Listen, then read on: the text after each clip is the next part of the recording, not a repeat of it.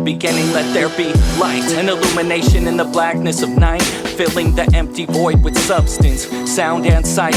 And God looked out upon the beauty of his creation, of galaxies perfectly placed in space, a glorious manifestation. Contentment came in knowing he created such a gift, but then began to become sad because he had no one to share it with. Being the only being that existed, he decided to divide his consciousness amidst billions of living organisms, interconnected systems. As we breathe the breeze that feeds the roots beneath the trees, which then in turn provides the oxygen we need.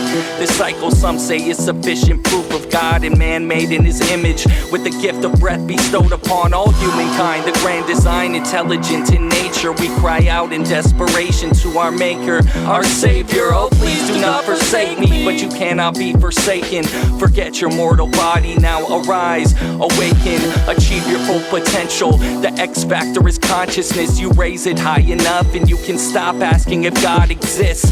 And as his children, we are part of him, but still our own entities who work as co-creators with his will. Certain laws are set in place, karma and reincarnation, born into circumstances that are just based on your previous relations. Every birth a grade in school until we graduate to saintliness, each soul given abilities to pray. Jesus Christ may not return in the body but in the hearts of men. The second coming refers to you achieving enlightenment within. They want to begin to talk about the Bible, but what they know are others' interpretations, the dogmatic repetitions of a preacher's statements. They tried to hide the revelations that stated the laws of manifestation, because those gave power to the people and took it away from the aristocracies. False deities who wear the mask of faith, but slither as snakes in the grass that wait to strike. The same ones David saw and was swayed to right. The Lord is my shepherd, I'll dwell in his house forever. See, we are here right now, but you do not recognize it. Heaven and hell are here on earth, not just some far off place in the sky. It's a state of mind that keeps us bound. The countless desires of the ego, all the greed within our civilization, goes to show what we know. Look at the ancient Egyptians, more advanced than we are today.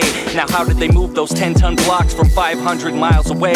And still historians have the nerve to say the Great Pyramids were tombs, when not a single sarcophagus was found in any of the rooms. More recent theories suggest they may have acted as functioning machines, created like batteries to conduct electromagnetic energies. In India they call it prana, in Japan they call it chi. It is the same and they've been claimed to harness subtle energy. Now just because you cannot see it doesn't mean it isn't there.